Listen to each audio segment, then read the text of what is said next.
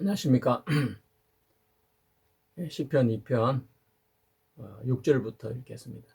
내가 영을 전하노라. 여호와께서 내게 이르시되 너는 내 아들이라. 오늘날 내가 너를 낳았도다. 내게 구하라. 내가 열방을 유업으로 주리니 네 소유가 땅끝까지 이르리로다. 네가 철창으로 저희를 깨트리며 질그릇같이 부수리라 하시도다.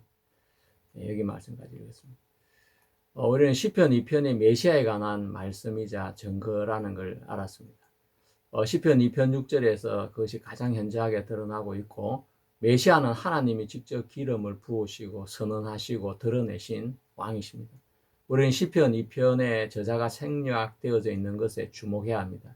당연히 다윗이 기록되어져 있어야 될 부분에 다윗이란 이름이 생략되어 있습니다. 사도행전에서는 분명하게 시편 2편이 다윗의 시라고 사도들을 통해서 말해지고 있습니다. 그렇다면 이 시편 2편 표제부에 다윗의 시 이렇게 적혀야 되는데 다윗의 시라고 하는 부분이 빠져 있습니다. 그 이유가 뭐겠습니까?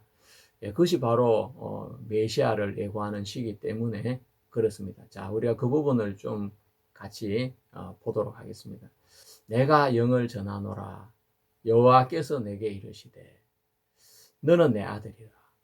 저는 처음에 이 말씀이 다윗의 이야기인지 또 예수님의 이야기인지 구분을 하지를 못했습니다. 여러분, 내가 영을 전하노라. 이 내가는 누구겠습니까? 오늘날 내가 너를 낳았다. 이 나는 또 누구를 이야기하겠습니까? 이 앞에 나오는 내가와 그 다음에 나오는 내가는 다릅니다. 앞에 나오는 내가는 내용을 쭉 읽어보면 예수 그리스도를 메시아를 말해준다는 걸 알 수 있습니다. 그렇지만 두 번째 나오는 이 내가는 하나님을 말씀해주고 있습니다. 내가 너를 낳았다. 자, 이 내가가 이 하나님이시고 이 너가 예수 그리스도인데 내가 영을 전하노라 할 때 이 나는 예수 그리스도를 말씀해주고 계십니다. 자, 그렇기 때문에 이 시는 다윗의 시라고 할 수가 없고 예수 그리스도의 마음을 다윗의 입술을 통해서 표현한 시라고 할 수 있겠습니다. 그래서 표제부에 다윗의 시라는 다윗의 이름이 빠지게 되는 것입니다. 이 시의 주인공은 다윗이 아니고 바로 메시아인 것입니다. 이 시편 2편 7절에와 또 12절에 아들이라는 단어가 나오는데 우리가 한글 성경을 읽어볼 때는 똑같이 한글로 같은 아들로 기록되어져 있지만 원어 성경을 읽어보면 이 아들이라는 단어가 다른 글자로 적혀 있다는 것을 알게 됩니다.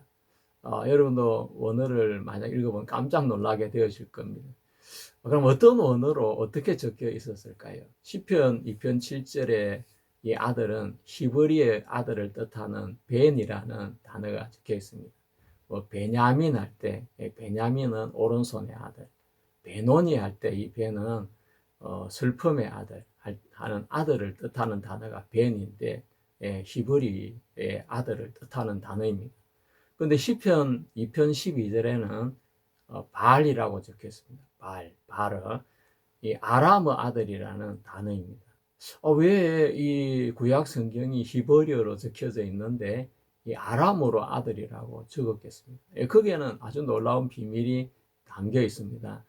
히브리어로 적혀져 있는 이 아들, 이 시편이 특별히 12절에 가서 그 아들을 아람어로 적은 것은 바로 메시아를 강조하기 위해서 그렇게 써 있었다고 합니다. 아람어는 다윗 시대는 국제적인 공용어가 아니었습니다. 하지만 바벨론 포로기를 거치고 또 그리스 제국의 지배를 받고 로마 제국의 지배를 받는 동안 가나안 지역의 국제어는 아람어가 되었습니다. 예수님도 아람어를 실제로 사용하셨다고 합니다. 그래서 우리가 성경은 헬라어로 신약 성경은 적혀져 있지만 실제로 예수님의 일상생활에 사용하는 말은 아람어였고 성전에서 말씀을 전할 때 성경을 읽을 때 썼던 언어는 히브리어였습니다. 우리가 2000년 전에 그 언어 상황을 잘 모르기 때문에 다 예수님이 히브리어를 썼을 거라고 생각을 할 수 있지만 사실 그렇지 않다는 것을 우리가 알아야 됩니다. 자, 이렇게 아람어 아들을 쓴 이유는 뭐겠습니까? 그 당시 아람어가 국제어가 되어가는 것을 하나님은 아셨기 때문에 아람어 아들을 통해서 바로 메시아를 강조하기 위해서 사용이 되었던 것입니다. 유대의 전통적인 해석에서도 이 아들 또이 이 시편 2편 6절의 이 말씀은 다윗이 아니라 바로 메시아를 상징한다고 이야기하고 있습니다. 원래 그 히브리적 의미에서 왕이 적이식 언어로 사용이 되는 표현이었습니다. 그래서 아들이라는 이 표현은 신적인 존재로 하나님과 언약적인 관계에 들어간 왕이라는 뜻을 가지고 있습니다. 그래서 선언적인 신분 부여로 사용되는 말입니다. 그래서 유대 전통 해석인 탈무드에서 이 구절은 메시아에게 적용을 시킵니다. 내 아들은 미래의 다윗 계열의 메시아로 보았고 미드라시에서는 그날의 메시아를 세운다라는 구속 사건적인 선언으로 읽고 있습니다. 그래서 유대 전통에서 이 구절은 메시아적으로 읽고 있는 것입니다. 특히 열방을 유업으로 얻고 내 소유가 땅 끝까지 이르리라는 이 약속과 또 철창이 저희를 깨뜨리신다는 약속은 다윗 시대에 때는 아직 도달하지 못한 영역인 것입니다. 자, 히브리적 메시아의 기준에 대해서 알아보겠습니다. 히브리적 기준에서 메시아는 어떻게 증명이 되겠습니까? 히브리 전통 미드라시나 탈무드나 성경 전체의 흐름을 종합해 보면 메시아는 자기가 내가 메시아라고 주장한다고 메시아가 되는 것이 아닙니다. 반드시 하나님 쪽에서 표지가 있어야 됩니다. 그 표지는 크게 세 가지인데 하나님이 직접적으로 메시아라고 선언을 해 주셔야 되고 또 하나님이 임재하셔야 되고 또 하나님의 능력이 실제로 현현해야 되는 것입니다. 먼저 시편 2편 7절에서 하나님의 직접적인 선언이 나타나게 됩니다. 너는 내 아들이라. 이 선언이 삶 속에서 없으면 그 사람은 메시아가 아닌 것입니다. 히브리 구조에서 왕권은 사람이 스스로 취하는 것이 아니고 하나님의 선언으로 주어집니다.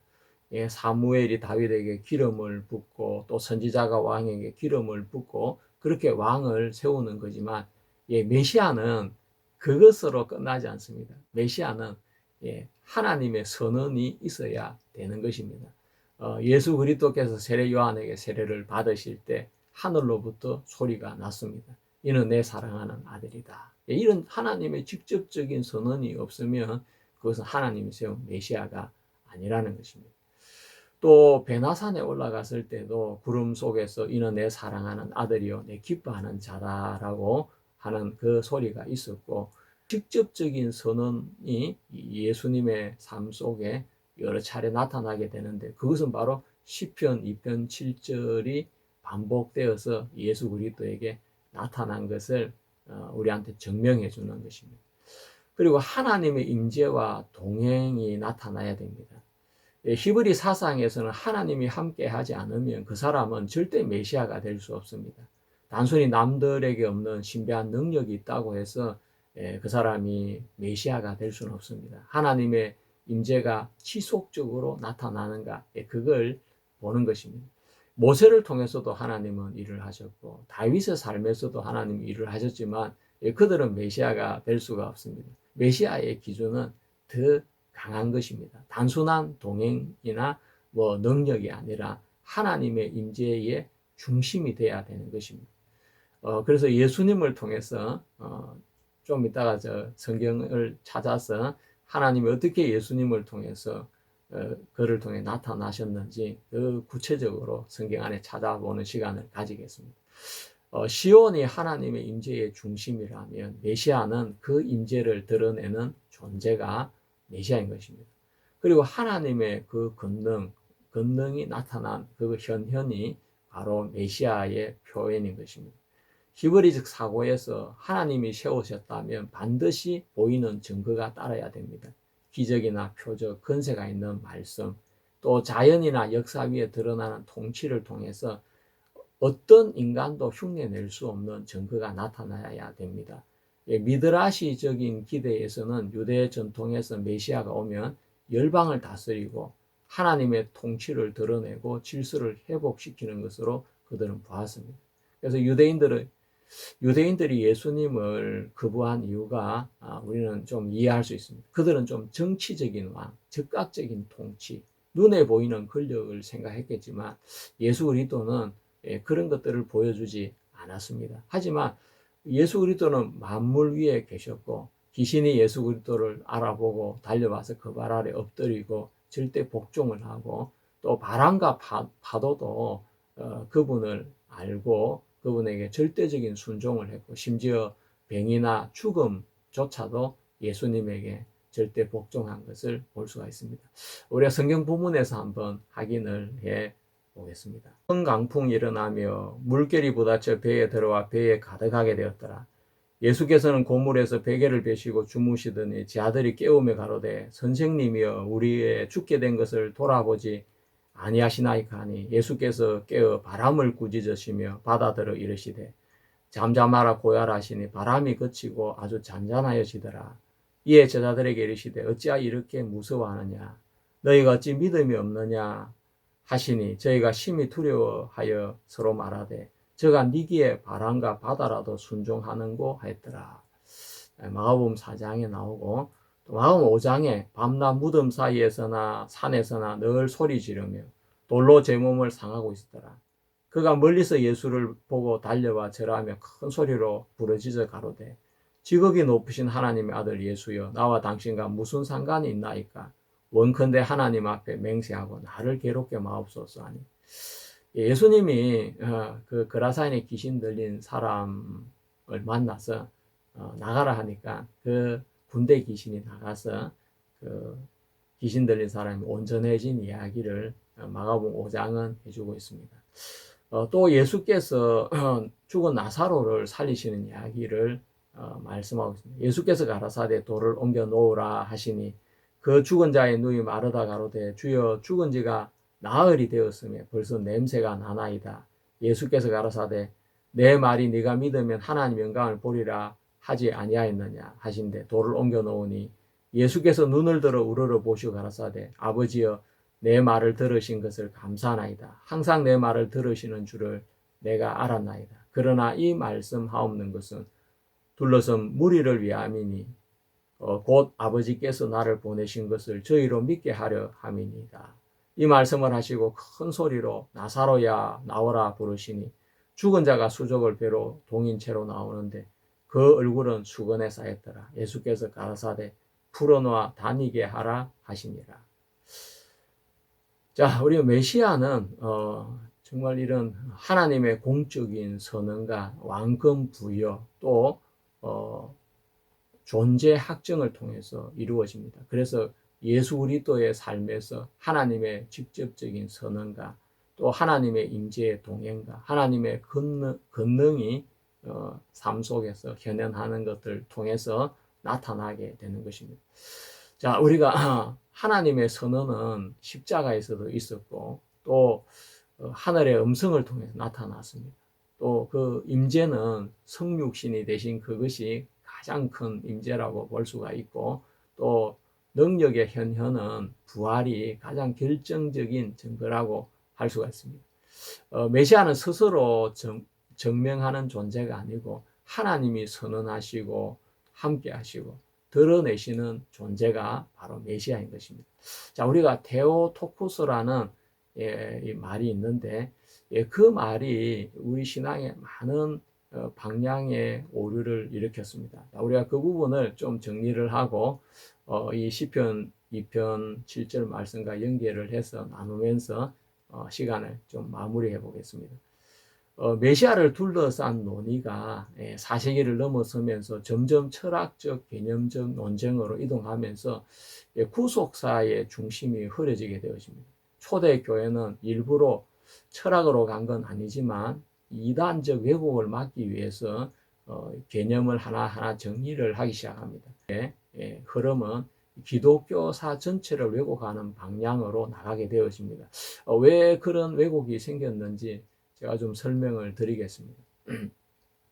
자, 성경 시편 2편에서는 내가 왕을 세웠다고 했고 내가 너를 낳았다라고 하나님께서 선언을 하시게 되어집니다. 이 선언은 사건 중심보다 선언 중심입니다. 3세기 이레니우스는 그리스도가 몸을 입고 왜 오셨는가의 구원의 초점을 다루어야 된다고 이렇게 강조를 했습니다. 하지만 에베소 공회에서 예수님의 인성과 신성에 대한 정의를 내리는 것을 두고 경론을 이렇게 이루게 됩니다. 그분은 도대체 어떤 분인가? 그러면서 인성과 신성을 분리시킬 수 없다는 결론에 따라서 이 테오토코스라는 말을 결론을 짓게 되어지는데 이 테오토코스라는 말은 뭐냐면 하나님을 낳은 자다라는 뜻입니다. 예, 바로 마리아를 두고 한 말인데 마리아는 인성과 신성을 가지고 있는 절대 분리시킬 수 없는 예수 그리스도를 낳았기 때문에 결국 마리아는 하나님을 낳은 자가 되어지는 것입니다.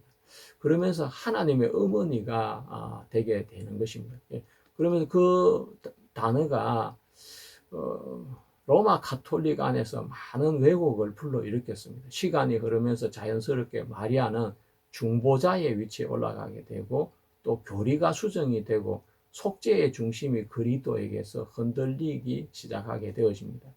예, 정의가 중심이 되는 순간에 하나님의 메시아 선언과 또 그 사건이 뒤로 밀리게 되는 일이 생기게 된 것입니다. 성경에 마리아에 대한 어떤 선언이나 어떤 언급도 성경에 나오지 않습니다. 그래서 이 테오토코스라는 것은 메시아와 완전히 다른 새로운 별개의 구조가 만들어지는 것입니다. 시편 2편에 하나님의 선언과 아들에 대한 복종 요구가 나오고 있는데 어디에도 다른 뭐 마리아나 다른 존재에 대한 복종이나 또 중보나 그런 것을 이야기하고 있지 않습니다. 자, 우리가 시편 2편 7절을 보면 하나님의 선언 구조로 이렇게 되어져 있습니다. 너는 내 아들이라. 오늘날 내가 너를 낳았도다. 이 말씀의 핵심은 명확합니다. 예, 주체는 하나님이시고 내가 낳았다. 그것은 바로 왕권을 또 상징하고 아들됨을 이야기하고 존재를 규정하는 말인데 전부 하나님이 선언하신 것입니다. 성격은 선언이고 절대 생물학적인 설명이 아닌 것입니다. 존재의 기원 설명도 아니고 신분 확정, 왕권 부여, 언약의 선언인 것입니다. 방향은 위에서 아래로 흐르고 있고 하나님이 아들에게 말씀을 하신 것입니다. 여기에는 어떤 인간도 들어있지 않습니다. 메시아 됨은 오직 하나님께로부터만 나와야 되는 것입니다. 성경에서 아들은 하나님께 속한 존재로 나았다는 말은 선언적인 이야기인 것입니다. 예, 본질적인 관계와 영원한 아들됨을 선언하는 이야기인 것입니다. 여기서 인간이나 또 교회 역사나 성모 마리아가 그 안에는 들어갈 자리가 전혀 없습니다. 인간의 그 역사적 차원에서 아들은 몸을 입고 성육신하는 과정에서 마리아 역할이 들어가게 됩니다. 하지만 이 마리아는 절대 예수 그리스도의 근원이 될 수가 없고 신성의 원천도 될 수가 없습니다. 오직 그녀는 통로로 쓰임을 받은 것뿐입니다. 에베소 논쟁의 시작은 신성과 인성이 어떻게 결합이 되어 있는가 아닌가, 따로 떨어져 있는가 결합되어 있는 이거였습니다. 하지만 참가자들이 뭐 어떤 의도로 했든 모르지만 주어가 바뀌게 되어집니다. 하나님이 주어가 돼야 되는데 주어가 마리아로 바뀌게 되어집니다. 그래서 저는 이 논쟁의 시작 자체가 하나님에 대한 반역이라고 하는데 좀 가격하게 들릴지 모르겠지만 잘 들어보시길 바랍니다. 하나님이 아들을 낳았다고 분명히 선언을 했는데 이 논쟁을 하면서 마리아가 낳은 자는 신성과 인성을 동시에 가지고 있는 자인가 하면서 마리아가 하나님의 자리에 서게 되어지면서 주체가 마리아로 바뀌게 되는 것입니다. 그러니까 이거 반역 아니겠습니까? 위에서 아래로 내려오던 구조가 이제 아래에서 위로 구조가 바뀌게 되어지고 선언 중심이 출산 중심으로 바뀌게 되어집니다. 에베소 논쟁의 테오토쿠스는 하나님을 낳은 자라는 말이 되어집니다. 이 말은 굉장히 무서운 말입니다. 마리아는 인성과 신성을 갖춘 하나님을 낳았다는 그런 의미를 뜻하면서 마리아는 하나님의 어머니가 되는 것입니다. 이것은 조선시대 때 왕을 낳은 자는 대비마마가 되어집니다. 엄청난 높은 자리에 올라가게 되듯이 마리아의 위치가 급상승하게 되어지면서 로마 가톨릭에서 마리아는 그 뒤에 죄 없이 태어났다는 무죄 교리나 평생 무죄로 살았다는 교리들, 또 죽지 않고 성천했다는 교리들, 또 우리의 중보가 되었다는 중보 요청이나 기도의 대상이 되는 등 마리아는 중보자의 위치에 서게 되어지는 것입니다. 그것은 바로 성경에 예수 그리스도가 우리의 유일한 중보라고 하는 그 하나님의 말씀을 뒤집어 엎는 사건이 된 것입니다. 그래서 저는 반역이라고 단어를 쓰게 되는 것입니다. 기도와 속죄의 의미, 중보의 의미가 통째로 흔들리고 무너지게 되는 사건이 일어나게 된 것입니다. 시편 2편에서 아들에게 입맞추라라고 그렇게 선언을 하게 되어집니다. 그것은 바로 복종의 대상, 우리가 피난처는 오직 아들, 바로 예수 그리스도 메시아라는 것으로 시편 2편은 우리에게 한정을 지어주고 있습니다. 거기에는 어디에도 마리아가 들어있지 않습니다. 하지만 테오토쿠스의 교리는 아들이 아니라 마리아를 통해서 하나님에게 접근을 하고, 또 마리아를 통해서 하나님 앞에 기도를 드리는 구조가 만들어지면서 이것은 시편 2편의 구조와 정면 충돌하는 상황이 되어지는 것입니다.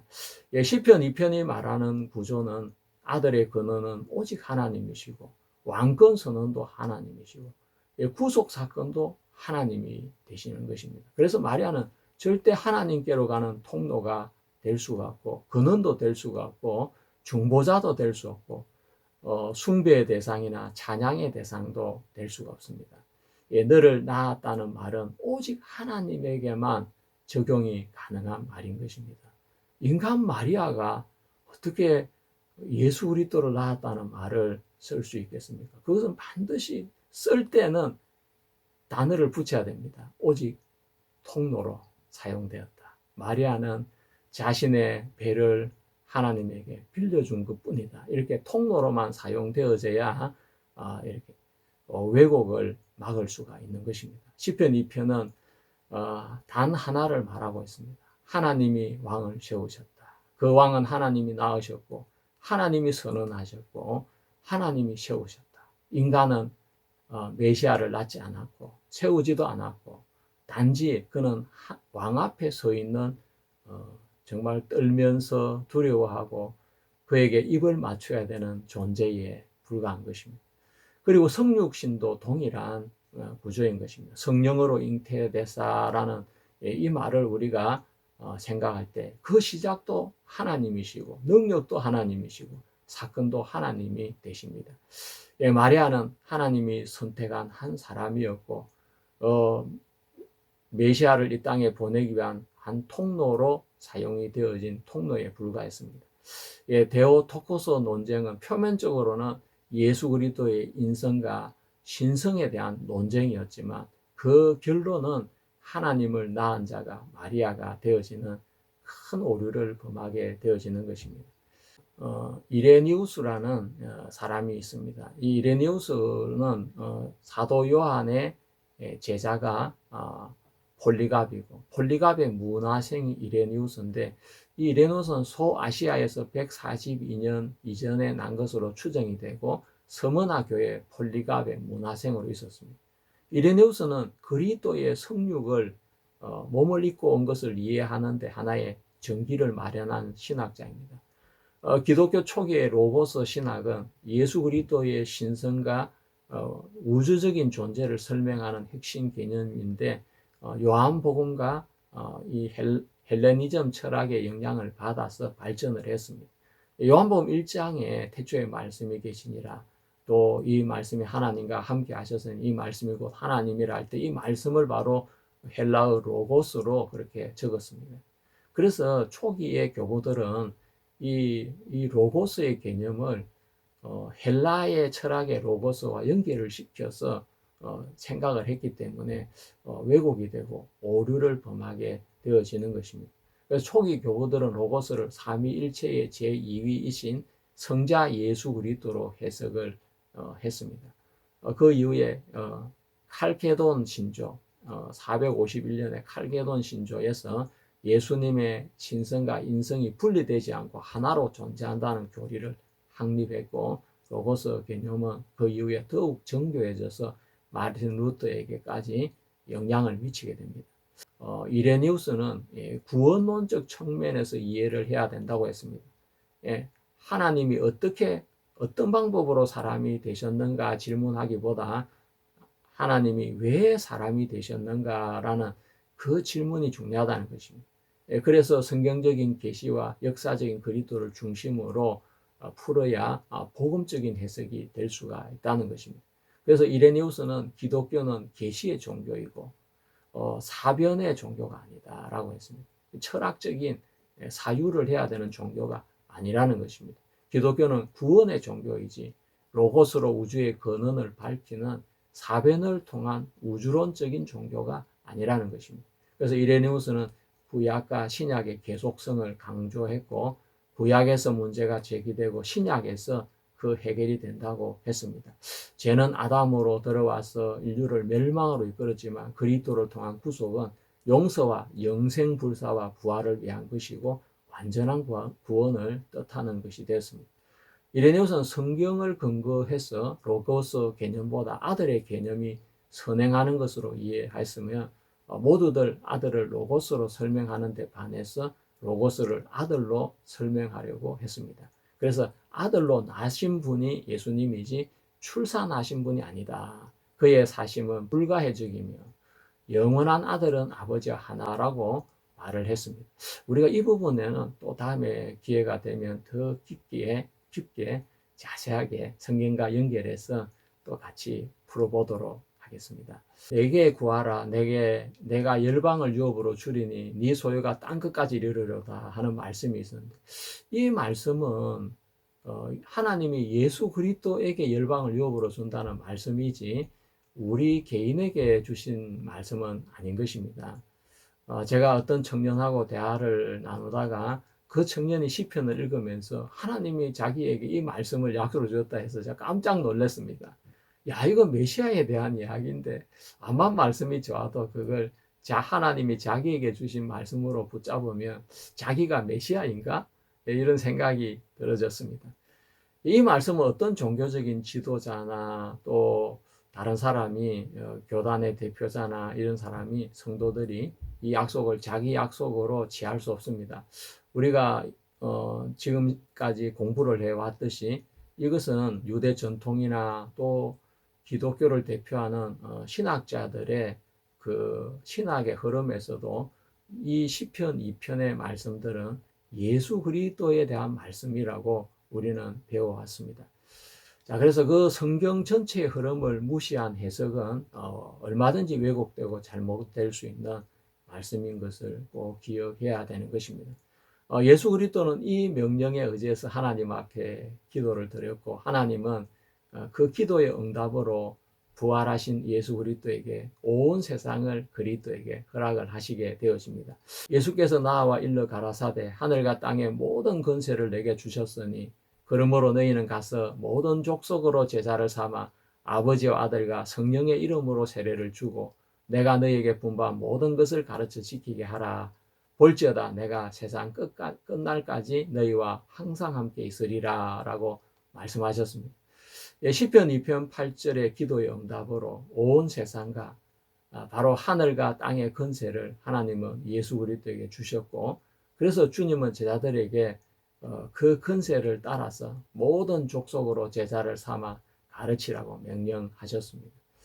이 예수 그리스도의 선언이 시편 2편 8절의 응답인 것을 우리는 알 수 있습니다. 그래서 복음은 핍박을 받았지만 예수님의 제자들로 전 세계에서 복음이 힘있게 전파되어지게 되었습니다.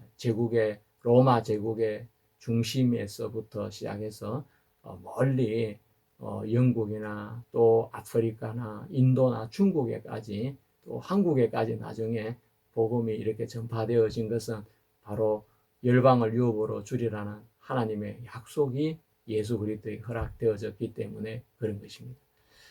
여러분 너무 감사하고 놀랍지 않습니까? 시편 2편에서 우리가 예수 그리스도를 볼 수 있다는 것이 너무 신기하고 감격스러운 일이 아닐 수 없습니다.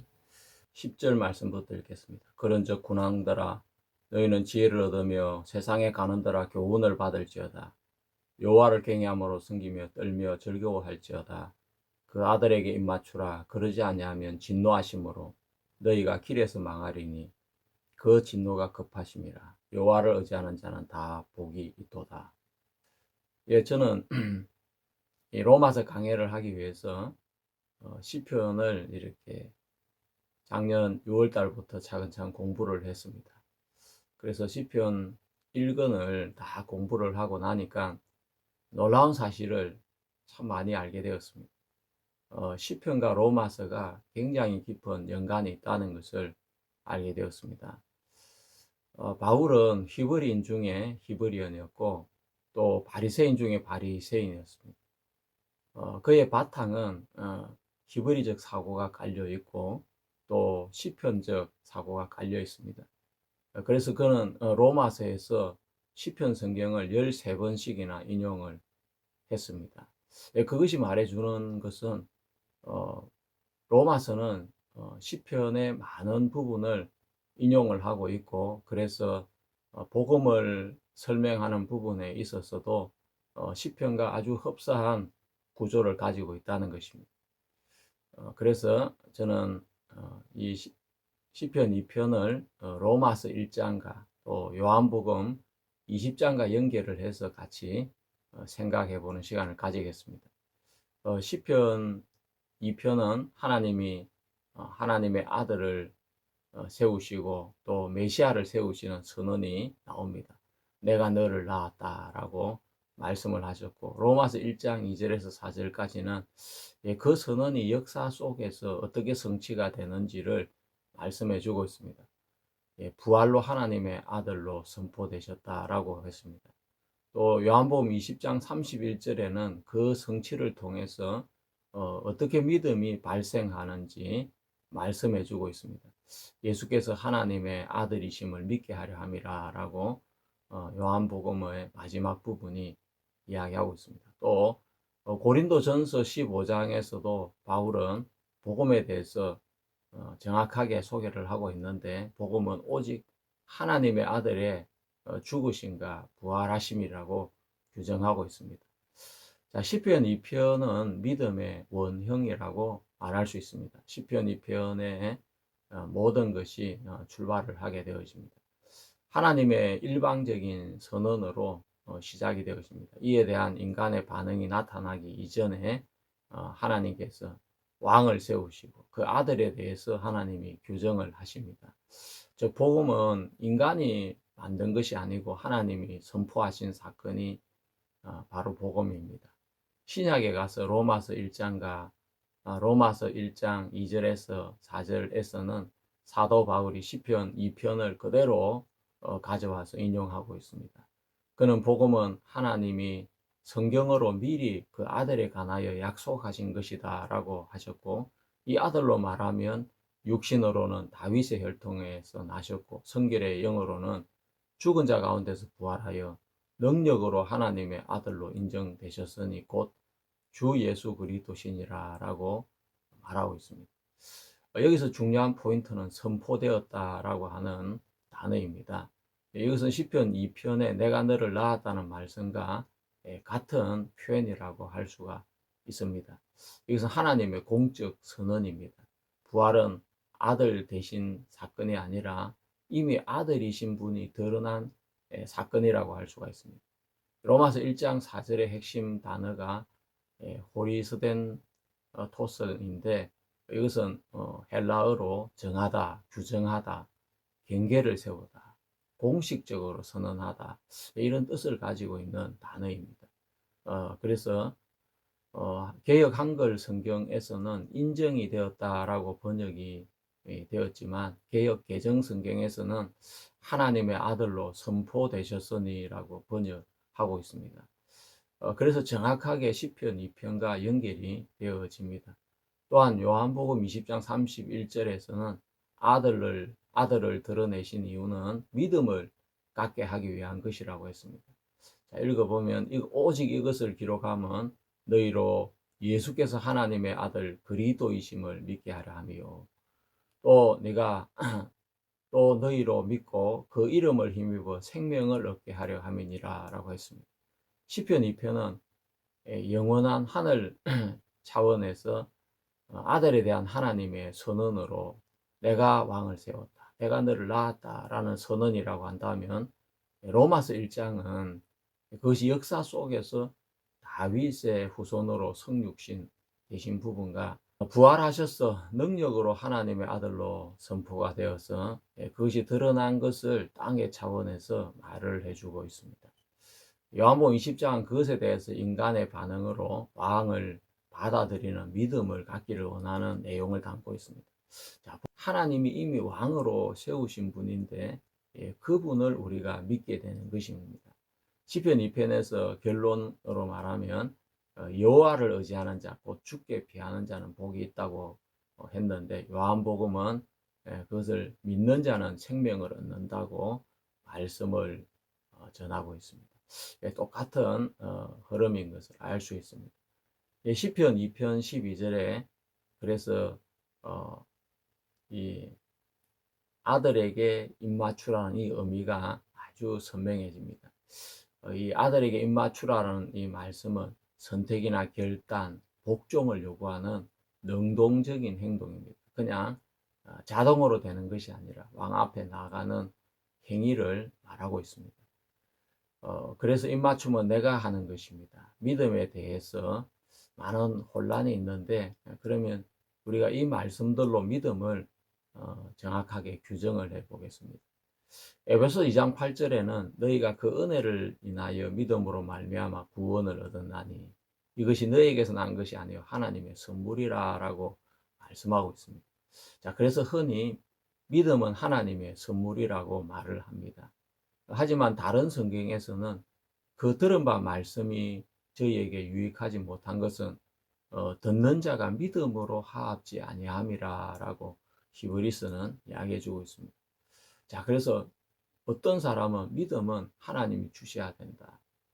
믿음은 선물이기 때문에 우리가 스스로 믿음을 가지는 게 아니다라고 하는 사람이 있으면서 완전히 하나님이 주지 않으면 내가 믿음을 가질 수 없다는 완전 수동주의가 생기기도 하고, 아니다, 듣는 자가 믿음으로 화합해야 된다.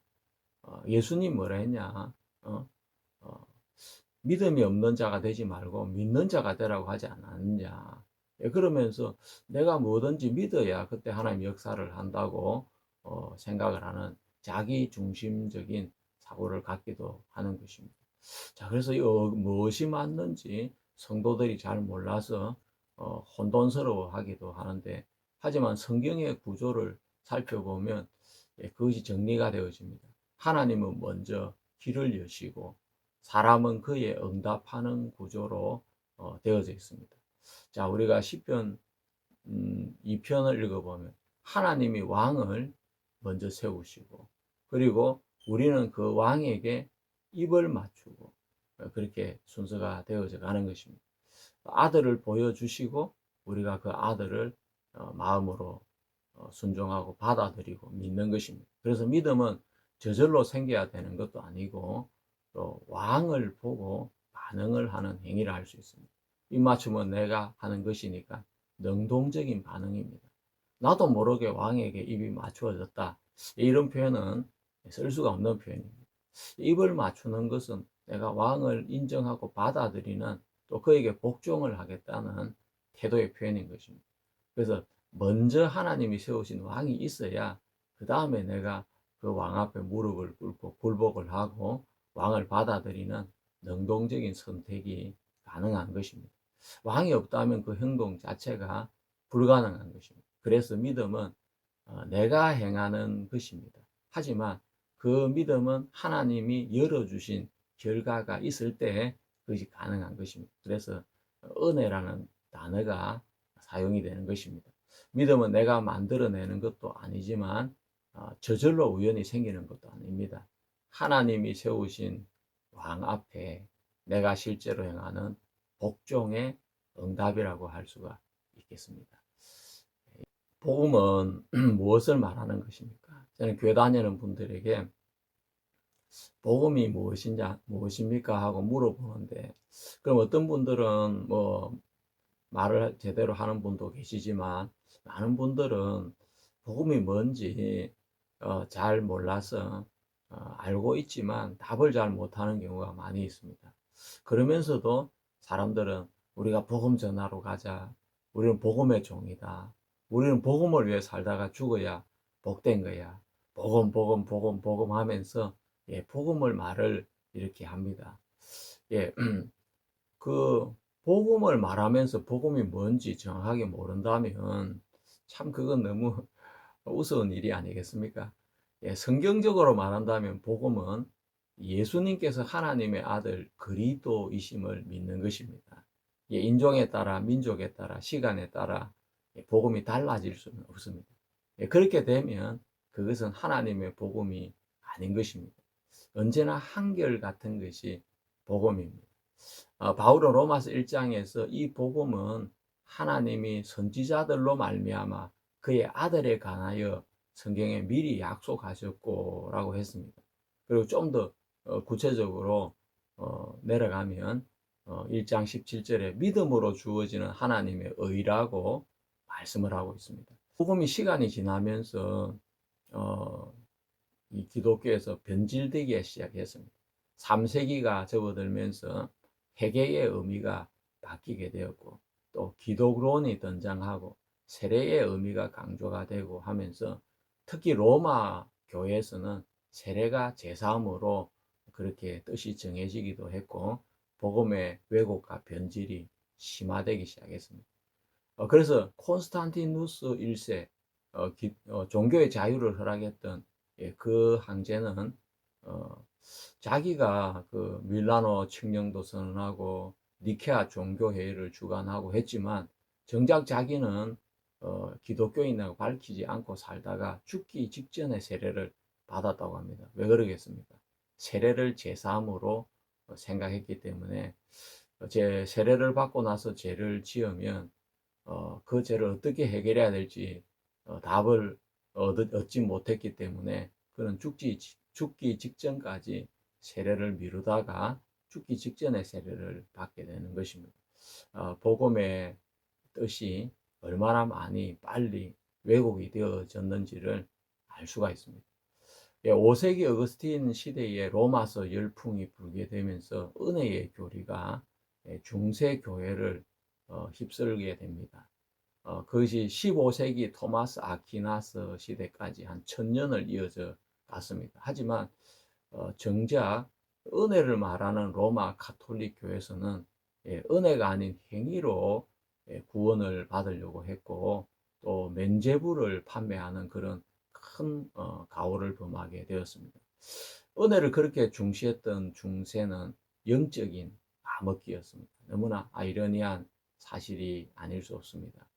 16세기에 접어들면서 말인 루터는 은혜의 복음을 칭의의 복음으로 이렇게 바꾸었고, 또 18세기에 존 웨슬리는 이를 성결의 복음, 성화의 복음으로 바꾸게 됩니다. 그들이 전한 말씀은 모두 성경에서 나왔고 성경적인 말씀입니다. 하지만 문제는 중심이 하나님의 아들에서 조금씩 옮겨지면서 신자들이 무엇을 믿는 것이 하나님을 믿는 것이고 복음을 믿는 것인지 애매해지고 복잡해지기를 시작했다는 것입니다.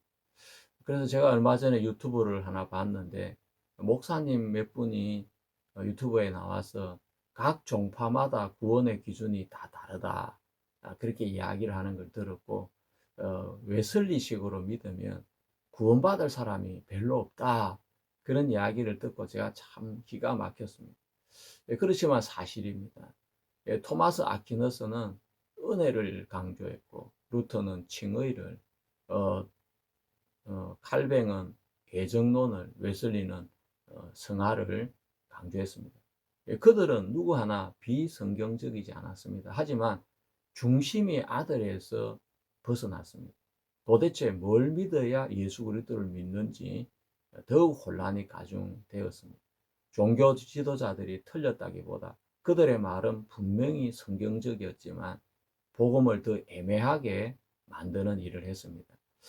시편 2편에서는 복음의 중심은 하나님의 아들이고, 요한복음이나 로마서나 히브리서 역시 복음의 중심이 하나님의 아들이었습니다. 하지만 시간이 지나면서 그 중심에 아들이 있어야 되는데 아들이 흐려지기를 시작했습니다. 예, 아들 대신에 은혜가 차지하고, 그 자리에 하나님의 의가 차지하고, 또 예정론이 차지하고, 성결, 성화가 차지하고 하면서 도대체 뭘 어떻게 믿는 것이 올바른 믿음인지 성도들은 길을 잃게 된 것입니다. 다시 정리를 해보면 믿음은 개념이 아닌데 설명을 하기 위해서, 더 아들을 세우기 위해서 설명을 하다 보니까 이 개념이 되어지고 아들하고 연결은 끊어지게 된 것입니다. 예수를 믿는다는 것은 은혜를 믿는 것도 아니고 하나님의 의를 믿는 것도 아니고 교리를 믿는 것이 아닙니다. 뭐 성화를 믿는 것도 아닙니다. 아들과 입을 맞추는 것입니다. 아들과 연결되어서 복종하고 그분을 나의 왕으로 믿고 따르는 것입니다. 시편 2편의 표현은 아들에게 입맞추는 그것이 너무 정확하게 표현이 되고 있는데 정작 신학자들에 의해서 그 중심이 흔들리게 되어지는 것입니다. 시편 2편의 아들에게 입을 맞추면 모든 것이 다 찾아오게 되고 연결이 됩니다. 그 아들과 연결된 삶 속에서 은혜가 나오고, 또 그 안에서 하나님의 의가 발견되고 성화가 이렇게 따라오게 되어지는 것입니다.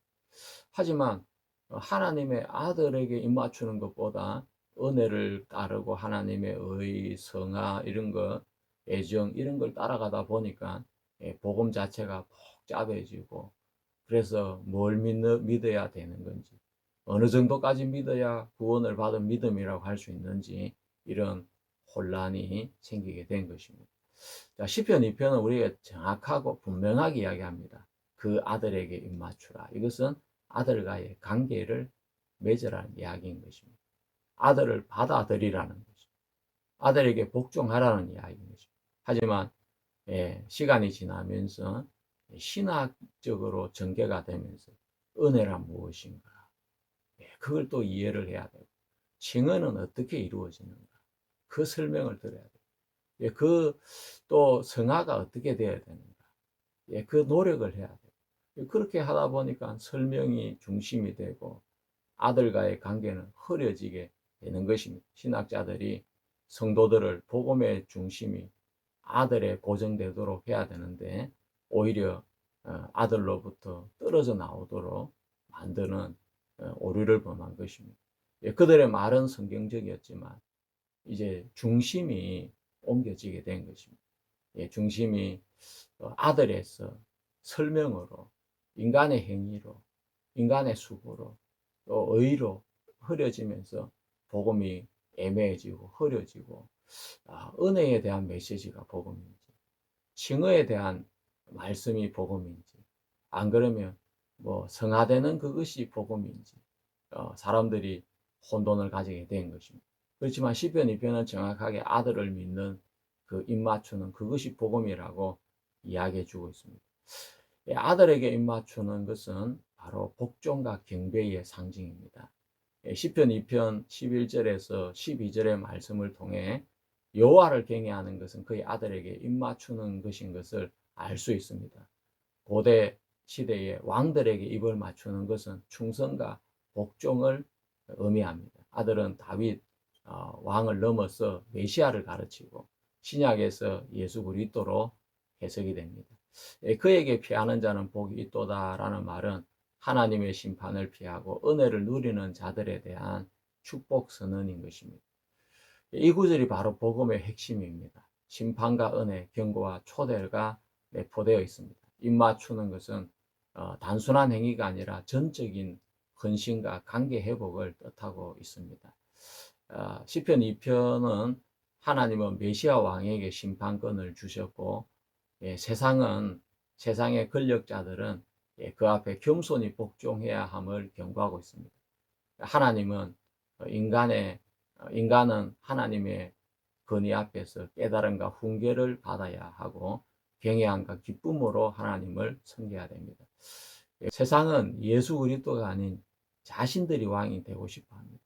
자신들의 왕국에 그리스도를 초대해서 그냥 그리스도의 축복을 받고 싶은 것이지, 자기가 예수님의 종이 되고 예수님에게 입을 맞추고 예수님을 주인으로 섬기길 원하지 않는 것입니다. 그래서 예수 그리스도께서 시온의 왕, 유대인의 왕, 만왕의 왕이 되어야 되는데 그걸 싫어하는 것입니다. 그것이 바로 포도원 농부들의 마음이었습니다. 결국 인간들은 그리스도를 대적하고 죽일 모의를 해한 것입니다. 그러나 바울의 말처럼 보라, 부딪히는 돌과 그치는 반석을 시온에 두노니 저를 믿는 자는 부끄러움을 당하지 아니하리라 라고 했습니다. 그리스도는 믿는 자에게 반석이지만 믿지 않는 자에게는 그치는 반석이 되시는 분입니다. 그리스도는 나의 출세를 위해서 존재하는 분이 아닌 것입니다. 자, 우리가 베드로가 예수님을 만난 상황을 읽어보면 이 말씀과 정확하게 연결이 되어집니다. 베드로는 평생 고기만 잡고 산 어부였습니다. 그는 예수님을 만나던 그날 밤에도 밤새도록 고기를 잡았지만 아무것도 잡지 못했습니다. 얼마나 가장으로서 마음이 힘들고 어려웠겠습니까? 새벽이 되어서 그물을 씻고 정리를 하고 있었는데 예수 그리스도께서 베드로의 배에 타셔서 말씀을 전하셨던 것입니다. 베드로의 배도 비었고 베드로의 마음도 비어 있었습니다. 그래서 마치 마른 땅에 물이 스며들듯이 베드로의 마음에 예수님의 말씀이 그대로 흘러 들어갔습니다. 예수님께서 베드로에게 깊은 데가 그물을 내려 고기를 잡으라고 하시니까 베드로는 그 말씀을 자기 생각과 안 맞지만 자기 생각을 버리고 그 말씀에 순종해 그물을 내려 고기를 잡았는데 엄청난 기적이 일어났습니다. 평생에 그렇게 많은 고기를 잡아본 적이 없었던 것입니다. 그러면서 베드로는 그 많은 고기를 보고, 야, 이건 내가 수고하고 노력한 결과가 아니라 내가 저분의 말씀을 믿고 의지해서 그물을 내린 것밖에 없는데 하나님이 이렇게 놀라우게 역사를 하셨구나. 그러면서 그는 자신의 죄를 발견하게 되어집니다. 저분이 하나님이시구나. 저분이 하나님의 아들이시구나. 이건 하나님이 아니면 불가능한 일이야. 그러면서 베드로는 주여 나는 죄인이로소이다. 나를 떠나소서 라고 고백을 합니다. 이 어부 베드로와 이 하나님의 아들의 만남, 참 너무 놀랍고 아름다운 모습이 아닐 수 없습니다. 베드로는 자신의 죄악이 다 드러나면서 어찌해야 될 줄을 몰랐습니다. 빛 앞에 서면 어둠이 다 드러나고 또 손에 묻은 더러운 것들이 다 드러나게 되는 것입니다. 세상의 빛으로 오신 예수 그리스도 앞에 베드로가 섰을 때 자신의 죄를 숨길 수 없게 되었습니다. 그때 예수 그리스도께서 두려워 말라 내가 너로 사람을 낚는 어부가 되게 하리라 라고 말씀을 하셨습니다. 그러면서 베드로는 모든 것을 버리고 예수님을 따라서 사도가 되었고 종이 되었습니다. 예수 그리스도와 부딪히는 사람은 반드시 깨어지게 되는 것입니다. 그 후에 예수 그리스도는 정말 말씀처럼 베드로의 믿음의 반석이 되어 주셨습니다. 한 번은 예수님과 제자들과 대화를 나눌 때 사람들이 나를 누구라 하느냐. 그때 어떤 사람은 선지자라고, 어떤 사람은 엘리야라고도 하고, 어떤 사람은 세례 요한이라고도 하고 그러는데 그때 베드로가 이야기를 하게 됩니다. 주는 그리스도시요 살아계신 하나님의 아들이십니다. 자, 베드로가 한 말에 우리가 주목해야 됩니다. 주는 그리스도시요 살아계신 하나님의 아들입니다. 이것이 바로 신앙 고백인 것입니다. 베드로는 예수님 내 죄를 사해 주기 위해 오신 분입니다. 이렇게 이야기하지 않았습니다. 예수님은 안 그러면 나를 성화된 삶을 살게 하기 위해서 오셨습니다. 나를 뭐 영원 전부터 구원하려고 예정하신 분입니다. 이런 이야기도 하지 않았습니다. 예수님은 주는 그리스도시요 살아계신 하나님의 아들이십니다. 예, 이것이 바로 시편 2편에 나오는 아들에게 입맞추라라는 말씀과 정확하게 일치되는 표현인 것입니다. 예수님은 하나님의 아들이신 예수 그리스도에게 입맞춤으로써 복종과 경배를 드린 것입니다. 주님, 당신이 그리스도입니다. 당신이 메시아입니다. 당신이 시편 2편에 하나님께서 말씀하신, 하나님께서 너는 내 아들이라고 하신 바로 메시아입니다. 그리스도십니다. 살아계신 하나님의 아들이십니다. 이것이 바로 시편 2편의 고백이라고 할 수가 있습니다. 루트는 이 고백, 이 믿음이 바로 신앙의 터라고 하면서 그리스도를 믿는 이 믿음이 이 신앙의 터가 되어진다고 했습니다. 여러분, 베드로만 그런 것이 아니라 바울도 마찬가지입니다. 그는 바리새인을 통해 배웠고 또 그는 히브리인 중에 히브리인이었습니다. 그래서 대제사장들이 하는 말을 전적으로 믿고 예수님도 죽어야 되지만 그리스도인들도 마땅히 죽어야 될 자로 생각을 했는데 다메섹 도상에 올라가면서 그곳에서 예수 그리스도를 만나게 되면서 그는 부활한 예수 그리스도가 하나님의 아들이신 걸 알게 된 것입니다. 사울은 아나니아의 인도를 따라서 복음을 듣고 안수를 받고 눈을 뜨게 되어집니다. 그러면서 사울의 인생에 놀라운 변화가 일어납니다. 야, 예수님이 하나님의 아들이 맞구나. 예수님이 인류의 구원자가 맞구나. 예수님이 너는 내 아들이다. 오늘날 내가 너를 낳았다고 시편 2편에 선언한 그분이 바로 예수 그리스도시구나. 그러면서 사울이 구원을 받고 나서 제일 먼저 예수께서 하나님의 아들이시라고 증거를 했습니다. 사도행전 9장 20절에 나오고 있습니다. 자, 사울이 구원을 받고 나서 제일 먼저 한 일은 예수께서 하나님의 아들이시라는 것입니다. 메시아는 하나님의 아들이시고 그 하나님께서 직접 아들로 선언하는 증거가 있어야 되고 삶 속에 하나님의 함께 하심이 나타나야 되고 또 하나님의 능력이 실제로 구현되어져야 메시아인 것입니다. 바로 사울이 한 그 언어, 예수님이 하나님의 아들이십니다. 이거는 바로 시편 2편의 표현과 똑같은 것입니다. 그러니까 우리가 이 복음이라는 것은 시편과 아주 정확하게 긴밀하게 연결이 되어져 있는 말씀인 것입니다. 복음은 그냥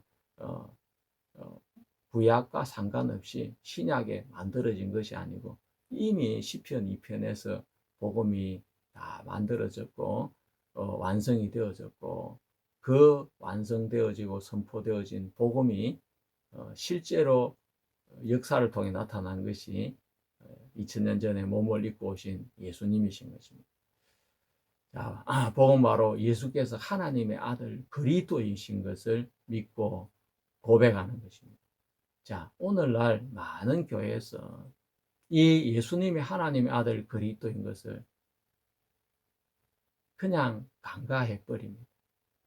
이야기를 안 하는 것이 아니라 이야기를 하지만 너무 짧게 이야기를 하고 지나가고 그 다음에 뭐 성화의 교리를 너무 강조하고 애정론을 너무 강조하고 하나님의 의에 대해서 너무 많이 강조하고 은혜에 대해서 너무 많이 강조하다 보니까 예수 그리스도가 하나님의 아들이라는 것은 그냥 스쳐 지나가 버리는 단계가 되어지고 그분과의 관계를 가지고 그분을 섬기고 그분을 복종하고 경배하고 신앙하라는 것은 그래서 없어져 버리는 것입니다.